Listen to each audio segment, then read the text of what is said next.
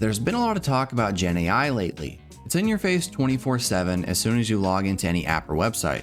It doesn't take very much effort to get good looking creative work done without it, so I wanted to do a breakdown of how you can create your own racing media graphic with just you, Photoshop, and a couple of assets. Knowing these tools and spending the time to create your own media by hand will benefit you greatly in the long run and make people take you more seriously. I pre-made some of this graphic to save us some time, but I'll break it down for you brick by brick. To start it off, I like to make my graphics 3000 by 3000 at a 300 resolution, which you can always check at the bottom of your canvas next to your zoom scale. The quality of our graphic depends on the photos that we have to use, so reach out to your local track photographer and get a few to choose from. We'll only need one for this example, but it's great to have options. Once we have a photo picked out, we need to start thinking about the composition. This one's pretty straightforward. I want the car towards the top of the graphic, which leaves us a decent amount of room at the bottom for our text and some other effects. Next, we need to cut the car out from the background. In Photoshop, there's a couple ways that we can do this. We can grab the magic wand tool and then Shift select for more, but this isn't great for busy and complex backgrounds. Another thing that we can try is going to select and then subject.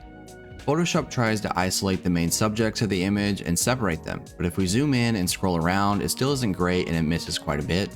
That leaves us with the pen tool. This is more work, but it gives us the cleanest result. And it's worth putting the time in on this because when you look at other graphics, you notice pretty quickly who took shortcuts and who took the time to do it right. So press P for the pen tool and zoom in. You can click to make a point and then click again to make a sharp edge connected to that point. And if you click and drag, it's going to make a curved point with handles that you can use to adjust the shape of the curve. If you want the point after a curved point to be sharp again, all you need to do is hold Alt before you click on the next one. This process for an image like this should only take about 5 to 10 minutes. I'll do a time lapse here so it's not slow and boring. Our goal here is to do one big selection around the outside of the car and cut out the extra background we can see inside the car with more smaller paths.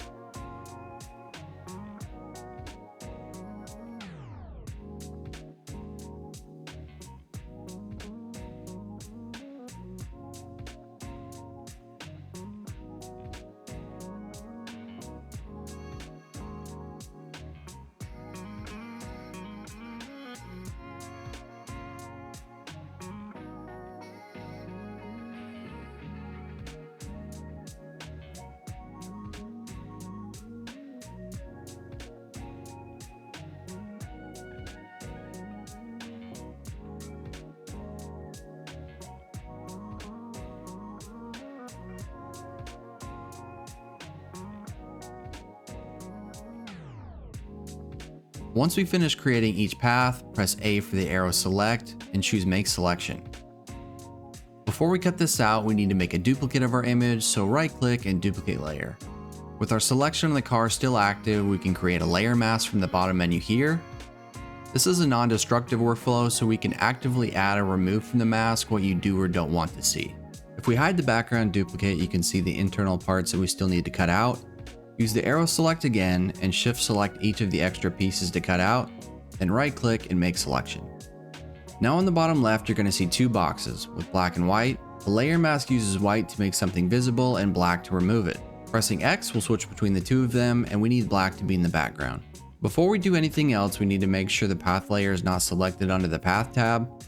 Now with the layer mask still selected, press the delete key and it will remove it. If we had left the path layer selected, it would have deleted the path itself and not the layer mask. Now back in the main edit, we should have our car cut out and a duplicate of our background layer. I like to make the background black and white because it makes color overlays less muddy and we can get a really good selective color effect going on. Speaking of which, I added a color fill layer with the blending mode at the top set to color and a gradient mask to blend it. A gradient mask works very similar to what I showed earlier. To make one, just have no selections active and add a blank layer mask from the lower menu. Then we can press G for the gradient tool, and in the top menu there's a bunch of presets. Just remember we're still in a layer mask, so we can only be working with black and white. This time we want black as the foreground color. Then we can click and drag from the top of the graphic and hold shift to draw a straight line, make it about halfway down the car, and if that's not enough, you can click and drag again until you're happy with it. After that, I added a film overlay, which you could just drag and drop in. There's a lot of resources out there to find these, but I got mine from this pack on Envato, which is where I get a lot of my design assets from. Then I just used a layer mask with a gradient to blend it. Now we're starting to get somewhere with this, but I wanted to get rid of this ugly hard edge, and to do that, I added a brightness and contrast adjustment layer and just cranked up the brightness and contrast. It just took the midtones and the highlights away and really left us with the shadows and the darker midtones, so that blue overlay can really go to work. The car itself was a little bit overexposed, so I added another brightness and contrast layer, but I didn't want it to affect any of the other layers, only the one below it. So if we hold Alt and click between the layers, it creates a clipping mask and it only affects the layer directly below it. I think at this point the image has a lot of strong contrast with the deep blacks and the bright highlights, so I added a curves adjustment layer to slightly lift the shadows and soften the highlights. This helps take some of the harsh contrast out and gives the image a smoother, more cinematic feel. It's almost like there's a slight fog over it. It just blends better in my opinion. To get this effect, just double click the curves and you can hold Alt to make additional points and drag them anywhere in the graph. Dragging the far left point up or down is what really gives it that matte look. You can always find the different adjustment layers to add from the lower menu here. Now we have a really great base design to build on, and we can start adding our text and work with some brushes to really spice this up. To add text, just press T on the keyboard or manually select it from the toolbar menu, then press anywhere in the graphic. And since this is for racing media, I'll just type something like race day. Then we can click and drag to highlight the text, and in the upper toolbar we can change the font. Just like earlier, there's a lot of free options out there, but I like this font I found here. We can change the font size also to something bigger like 150, or we can drag left or right on the T icon to increase or decrease it till it looks just right. Make sure to click to confirm the changes and then press V for the move tool. Now we can drag this to roughly the center. The smart guides help us to know when we get there. We can also hold Alt and drag left or right to scale the text from the center.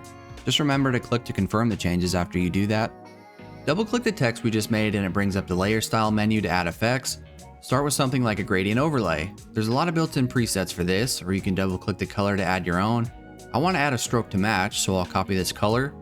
Adding a stroke is just another word for an outline. We can place it on the outside of our text or on the inside. Then we can double click the color to change it. I'll paste the color I just copied to match my gradient. Next I'll add a drop shadow. Changing the distance on this changes how far or close the shadow is projected from the text. Click OK to confirm these effects and then press T for the text tool again. This time changing the font size to something much smaller like 36 and choosing a different font than we did for the heading. This Poppins font has a lot of variety to it. That's why I like to use it for my main text and set it to italic. Confirm that and we can type something like example event. This can be the race you're at or an event you're going to be attending. Drag that to the center and then hold Alt to make a duplicate of it. With the text tool, we can highlight it and change it to event date. I placed all of the text objects within one folder, so any of the effects that we do will affect everything within that folder. I added an outer glow to help separate the text from the background. If I toggle it here, you can really see that difference. I color picked a mid blue from the background, so it's a subtle effect, but effective. Then I made a separate folder for my overlays and I drug in a film grain overlay which added the texture to the graphic that I was really looking for, and I set the blending mode to screen, which essentially just removes the black from the overlay and then you get what's left. Then I added a levels adjustment to it and brightened up the blacks because the effect was just too strong when I initially brought it in. Looking at the bottom of this graphic, we have some dead space that we could use for sponsors, or we could use the brush tool and add some more elements to it. I'll create a new layer here and drag it just below our text folder. Pressing B for the brush tool, I have a smoke brush preset that I got online. In the brush settings, all I did was add some random size and angle jitter, so each time that we click, the brush is going to look slightly different. With the brush tool, we can hold Alt and color pick from the background to change the color of our smoke, then just zoom out a little bit and start clicking away. That fills up the space and adds some nice visuals to the graphic. In the overlays folder, I'll create one more new layer and we can get this finished up. With the brush tool selected, I have a ton of spotlight brushes that I can use to simulate a stadium light shining down on the car. And once I find one that I like, I can scale it up quite a bit, then hold Alt to color pick, and then bring up the menu again so I can manually rotate the brush to get the right angle on the car. Then I'll go through the blending modes here till we find one that looks good. Soft light seems to work the best in this case. And now we've got a finished race day graphic ready to go. All that's left is adding your event info, date, and any sponsors or extra details you'd like to add. In real time, this took me about 45 minutes to an hour to create, which is a small investment for having full control over your branding and a consistent look. If this video helped you out, make sure to subscribe and leave a like. It really helps the channel and lets me keep making more content like this. This was just a one image, semi-simple example, but now I'll show you a quick breakdown of how something a little more complex looks like using all the same techniques.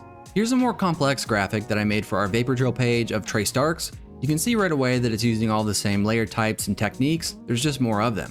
I'll hide all the layers here and turn them on one by one so you can really see how this builds up. Everything starts with a good photo, then some color correction, followed by a gradient map with some red and orange hues, and then a separate film asset to contain it all. Then I did a cutout of a victory celebration in the midground and a large cutout of a car in the front. You can see that none of the images are really fighting for attention and they all complement each other really well. After that I had some fun and I added some different light leak overlays and played with some more gradient maps and some color adjustments. And that's all that it really takes. It's just a couple of creative ideas and sitting down to actually implement them. Thanks for watching and I'll see you in the next one.